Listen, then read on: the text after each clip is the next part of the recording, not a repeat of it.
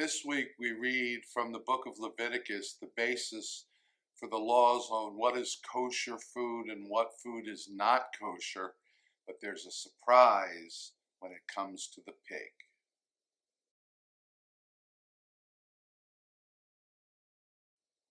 Shalom, my friends. Yes, tomorrow is the day when we read from the Torah, Leviticus chapter 11. It's the chapter that tells us what land animals are kosher, what sea creatures, water dwelling creatures are kosher, what birds are kosher. A great deal of the laws of what we call kashrut. Kosher is the adjective. Kashrut, it's actually Hebrew, but it's the noun. It's the law, the dietary laws are kashrut. So the dietary laws tell us that when it comes to a land animal, to be kosher, it requires two things. First of all, it has to have a split hoof. Can't have a hoof like a horse, which is completely solid. Can't have a hoof like a camel, which has a little crack in the front, but is not split all the way through. However, certain animals, like a cow, a deer, a gazelle, others, their hooves are split all the way through the length of the foot. And that is requirement number one for being a kosher animal. Guess what? That is exactly the kind of foot a pig has. There's even an old saying, even a pig has a kosher foot. It's the Jewish version, or one of the Jewish versions of don't judge a book by its cover.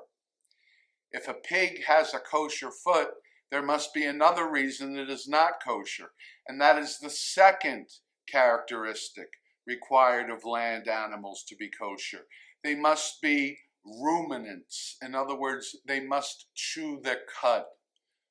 There may be a deep lesson in the requirements for a kosher animal that we can take away that has nothing to do with what we eat, but that has to do with life in general, something on a more macro as opposed to micro scale.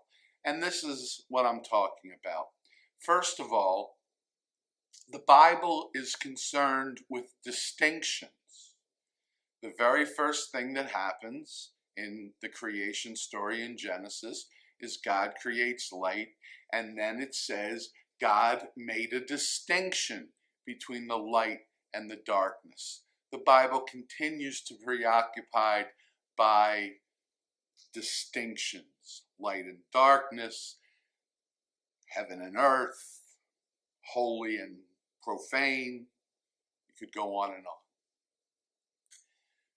So the split hoof might be an indication of the Bible's preoccupation with distinctions, with divisions, with things being clearly in their own categories. But then what about chewing the cud? Well, it's been said that that can be compared to what a student does with the teachings of his master. A student initially digests the words of his teacher, but any teacher hopes that it doesn't end there, that the student will ruminate, pun absolutely intended, ruminate on the teaching time and time again and get a deeper and deeper understanding of it. So these two characteristics not only tell us what animals are kosher, but give us an interesting perspective on life that has nothing to do with food alone. If you like this video, please share it with your friends, and please subscribe to my channel. I would love to have you as a subscriber. Just click on my face right over there. Or if you would like to see the last video I released, click on its icon right over there. Until next time, Shabbat Shalom.